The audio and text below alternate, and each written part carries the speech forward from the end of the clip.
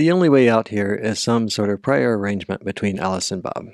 Either they have a previously shared secret, some immediate key that they can use to communicate, or they have used an RSA setup and have acquired each other's public keys, Alice and Bob's public keys, and trust those keys for some reason.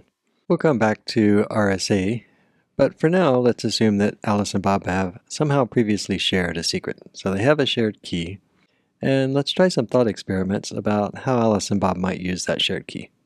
Suppose, for whatever reason, Alice wants to double check that she's really talking to Bob with this shared key. Maybe she tries to send a message to Bob to double check, can you read this encrypted message I just sent you? What's going to happen on Bob's side? He decrypts it and sends back, yeah, that's R. But a problem here is that everybody can see the answer that Bob provided, so a man in the middle might intercept that reply and claim that the man in the middle can in fact read that value R as well. We could try flipping this around. Alice could ask, are you Bob? Sign this R that I give you as proof, and Bob could again use the shared key to encrypt that, and Alice could check whether it's the same. But we haven't solved any problem here. R is going partly through plain text and coming back encrypted just the other way around, and so it's the same problem. Mallory could intercept the challenge, pass that challenge on to Bob, gets Bob's answer, and then return it. Now this was just Alice trying to double check that she's talking to Bob.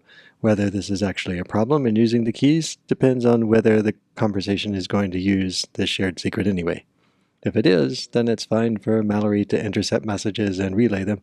Mallory is just acting as a router in that case. But there's actually a second problem with this scenario, which is not that Mallory can intercept the message right now, but that Bob has blindly signed a value handed to him.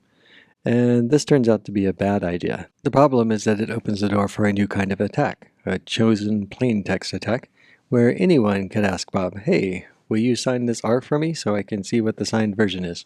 And we would like to reduce the attack surface. We would like to not have chosen plain text attacks so readily available.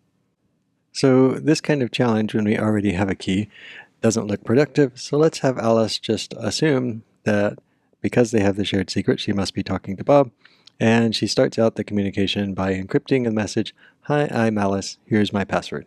And Bob can decrypt that message and so recognize that it's Alice and even reply with an encrypted, hello, I can see that you're Alice and you can see that I am Bob because I can encrypt, hi Alice.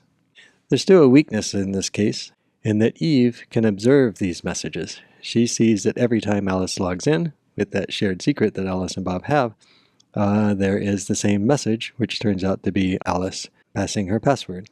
Because as long as Alice's identity stays Alice, and as long as she doesn't change her password, and as long as they're using the same shared secret, the encrypted version of that will always be the same. So Eve could take this message in the future and send it to Bob as if she is Alice. This is called a replay attack. And it's another thing that we would like to avoid the possibility of. Again, whether this can do anything bad depends on how that key is used afterwards, but it would be better if Bob doesn't think he's talking to Alice in the first place, if actually it's just Eve replaying a password. And this is generally a problem with predictable messages. If you have just one key between Alice and Bob, then you don't really want the message that you start out with to be the same every time, because it opens up replay attacks.